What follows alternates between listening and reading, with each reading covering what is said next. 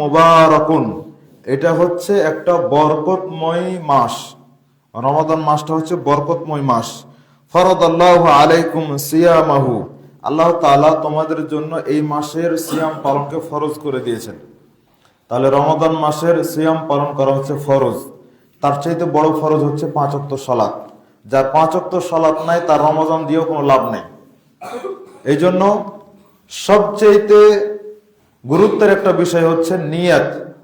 ইন্নামাল আমালু বিন্নিয়াত, নিয়াতের ভিত্তিতেই আল্লাহ সুবহানাহু ওয়া তাআলা সকল আমলের প্রতিদান দিবেন। নিয়ত গুণে বরকত আমরা বলি, তো নিয়তের ভিত্তিতেই আল্লাহ তাআলা সকল আমলের প্রতিদান দিবেন। তো এখন এই প্রথম দিকে দেখা যাবে যে মুসল্লি বেশি হবে, শেষ দিকে যেতে যেতে আবার আগের মতোই হয়ে যাবে, মানে কমতে কমতে একেবারে শেষ। তো এইরকম মুনাফিকি অন্তরে রাখার প্রয়োজন নাই। জীবন আল্লাহ সুবহানাহু ওয়া তাআলা দিয়েছেন, আল্লাহর কাছে আবার ফিরে যেতে হবে। যতটুকু সময় আল্লাহ তাআলা দিয়েছেন এই সময়টাকে কাজে লাগাতে হবে, মুনাফিকি অন্তরে রাখতে হবে না। অন্তরে যদি মুনাফিকি থাকে তাহলে কি প্রয়োজন ছিল আজকের রাতে আমাদের উপস্থিত হওয়ার? আল্লাহর সন্তুষ্টির জন্যই তো আমরা উপস্থিত হচ্ছি, আল্লাহর সন্তুষ্টি তো আমাদের প্রয়োজন। তাহলে ওই মুনাফিকিগুলো বাদ দিতে হবে, ওগুলো বাদ দিতে হবে। আমি ইন্ডিকেট করে বলছি না যে আপনি ওই ব্যক্তি যে এরকম মুনাফিকি করেন, এরকম বলার সাধ্য আমার নাই, সুযোগ আমার নাই। কেন? আল্লাহ তাআলা এই সুযোগ দেননি। তবে মানুষ এমনটা করে, যার কারণে আস্তে আস্তে মুসল্লি কমে যায়। আস্তে আস্তে এই যে আমরা ধীর স্থিরতার সাথে সালাত আদায় করছি, দেখা যাবে 5 দিন যেতে না যেতে মুসল্লি কমে, যেগুলোতে দ্রুত সালাত আদায় করে তাদের কাছে গিয়ে সালাত আদায় করবে। তো এটা হচ্ছে প্রতারণা। যেই হুজুর তাড়াহুড়া করে সালাত পড়ায়, এ হচ্ছে একটা প্রতারক। কোরআনের সাথে ফাজলামো করছে, রমাদান মাসের সাথে ফাজলামো করছে, আল্লাহর সাথে ফাজলামো করছে। ওই ফাজলামো করার জন্য সুযোগ আমরা করে দিয়েছি। মানে আমরা বলতেই আছি, পিছন দিক থেকে সিগন্যাল দিতেই আছি যে আরেকটু তাড়াতাড়ি করতে হবে, আরেকটু তাড়াতাড়ি করতে হবে। কেন তাড়াতাড়ি করতে হবে কেন? আসলেই তো উচিত ছিল যে যে ড্রাইভারি করতে জানে না ও সামনে যাবে না, ও পিছনেই থাকবে, ও আস্তে আস্তে গাড়ি চালাতে বলবে, এমনটাই তো। তো এটাই যদি হয় দুনিয়ার নিয়ম, তাহলে কোরআন পড়ার ক্ষেত্রে কেন তাড়াতাড়ি করে পড়াতে হবে?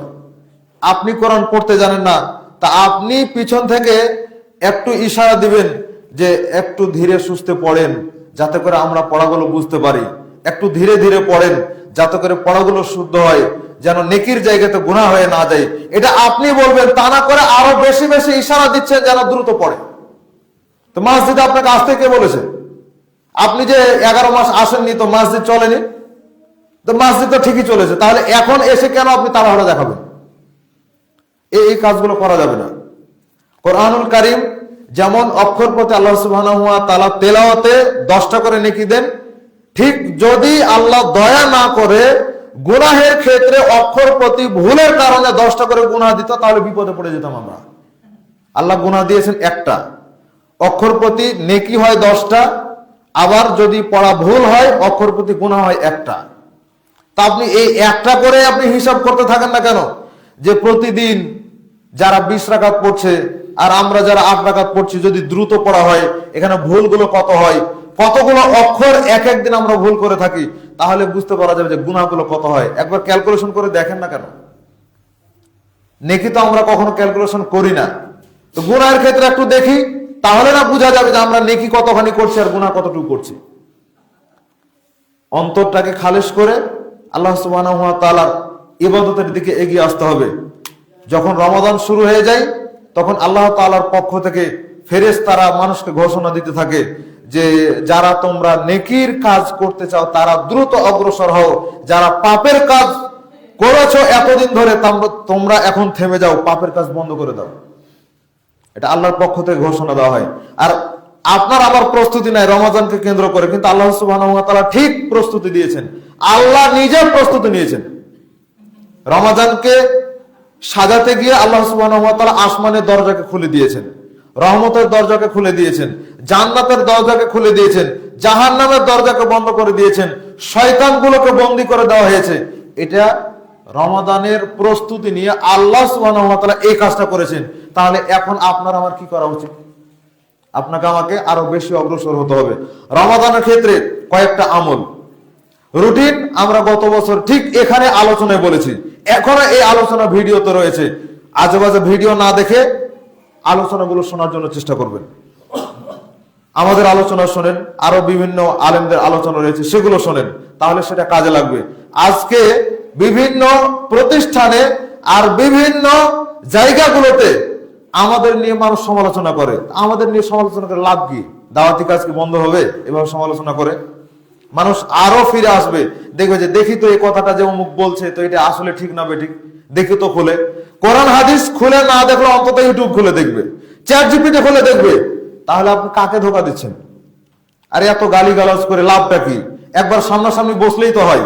আল্লাহর মেহেরবানি, এটা নিজের ব্যাপারে জাহির করার প্রয়োজন নাই। আল্লাহ সুবহানাহু ওয়া তাআলা যতটুকু যোগ্যতা দিয়েছেন, নিজেকে ছাত্র মনে করি। যতদিন আল্লাহ জীবিত রেখেছেন ছাত্রই মনে করব নিজেকে।